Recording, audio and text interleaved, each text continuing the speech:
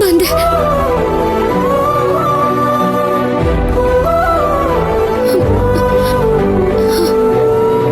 ನಾನು ಹೋಗಿ ಬರ್ತೀನಪ್ಪಯ್ಯ.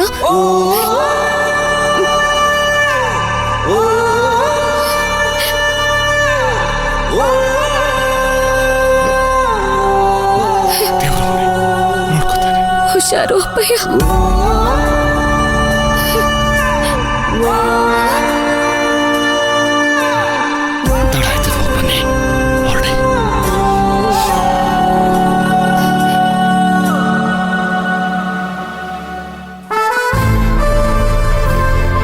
ನಾವು ಬರ್ತೀವಿ. ನಿಮ್ಮ ಮಗಳ ಬಗ್ಗೆ ಏನು ಯೋಚನೆ ಮಾಡಬೇಡಿ. ಆಗ್ಲಿ ಮೇಡಮ್ ಅವರೇ, ಎಲ್ಲ ನಿಮ್ಮ ಸಹಾಯ.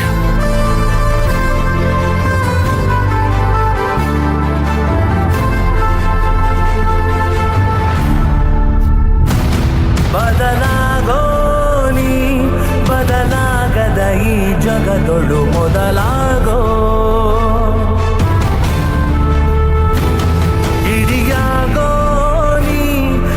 ನಂಬಿಕೆ ಕಸಿಯುವರಿಗೆ ಎದುರಾಗೋ.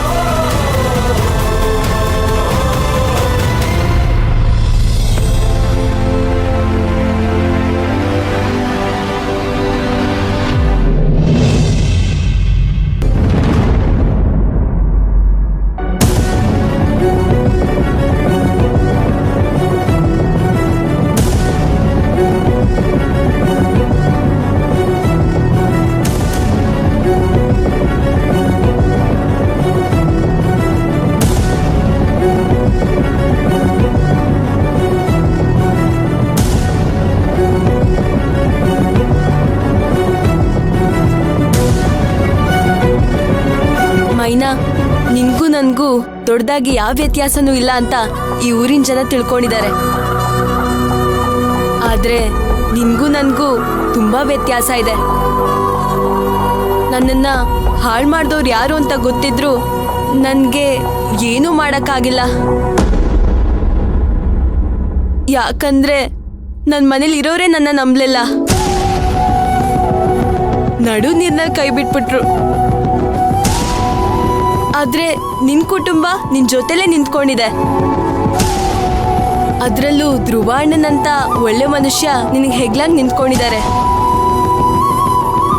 ಆ ಅಣ್ಣನ್ ನಂಬ್ಕೊಂಡು ಹೋಗು, ನಿನ್ ಜೀವನ ಚೆನ್ನಾಗಿರುತ್ತೆ. ನನ್ಗೆ ಹೇಗ್ ಧ್ರುವ ಅಣ್ಣನ ಬಗ್ಗೆ ಗೊತ್ತು ಅಂತ ನೋಡ್ತಿದ್ಯಾ? ಅವತ್ತು ಹೊಟ್ಟೆ ಹಸ್ಕೊಂಡು ನಿನ್ ಮನೆ ಬಾಗ್ಲಿಗೆ ಬಂದ್ ನಿಂತಾಗ ನನ್ನ ಎಲ್ರು ಹೊಡೆದು ಓಡಿಸ್ಬಿಟ್ರು. ಆಮೇಲಿಂದ ಧ್ರುವ ಅಣ್ಣ ನನ್ನ ಹುಡ್ಕೊಂಡ್ ಬಂದು ನನಗೆ ತಿನ್ನಕ್ ಊಟ ಕೊಟ್ರು. ಅದ್ರ ಜೊತೆ ಈ ಶರ್ಟ್ ಕೊಟ್ರು. ಹಿಂದೆ ಮುಂದೆ ಗೊತ್ತಿಲ್ದಿರೋ ನನ್ ಕತೆನೆ ಕೇಳಿ ಅದ್ರಲ್ಲಿರೋ ನ್ಯಾಯನ ಅರ್ಥ ಮಾಡ್ಕೊಂಡವ್ರಿಗೆ ಪ್ರಾಣಕ್ಕಿಂತ ಹೆಚ್ಚಾಗಿ ಪ್ರೀತಿ ಮಾಡೋ ನಿನ್ ಬಗ್ಗೆ ಇನ್ನೆಷ್ಟು ಅರ್ಥ ಮಾಡ್ಕೊಂಡಿರ್ತಾರೆ ಹೇಳು. ಎಲ್ಲಾ ಗಂಡಸರು ಒಂದೇ ತರ ಇರಲ್ಲ ಅನ್ನೋದನ್ನ ಅರ್ಥ ಮಾಡಿಸಿದ್ದಾರೆ ಅಂತ ದೇವ್ರು ನಮ್ ಧ್ರುವ ಅಣ್ಣ. ಅವ್ರೊಬ್ರಿಂದ ಮಾತ್ರ ನಿನ್ ಸಮಸ್ಯೆನ ತೀರ್ಸೋಕ್ಕಾಗದು. ಧ್ರುವ ಅಣ್ಣ ನಿನ್ ನೆರಳಾಗಿ ಜೊತೆಗೆ ನಿಂತಿರ್ತಾರೆ. ಹೋಗು ಮೈನಾ, ಧೈರ್ಯವಾಗಿ ಹೋಗು. ನಿನ್ ಜೀವನ ಚೆನ್ನಾಗೇ ಇರುತ್ತೆ. ನ್ಯಾಯ ಸಿಕ್ಕೇ ಸಿಗುತ್ತೆ. ತಪ್ಪು ಮಾಡ್ದವ್ರು ಯಾರು ಅಂತ ಕಂಡು ಹಿಡಿತಾರೆ. ಗೆದ್ದೆ ಗೆಲ್ತ್ಯಾ, ಹೋಗು. ತಿಳಿದು ಛಲದಿ ಪುಟಿತು ಏಳುವ ಪೈರಾಗು. ಬಿರು ಬಿಸಿಲು ಗಾಳಿ ಮಳೆಯಲು ತುಸು ದನಿಯದ ಬಲವಾಗು. ತನ್ನಳಿವಿನಲ್ಲೂ ಸಾರ್ಥಕತೆ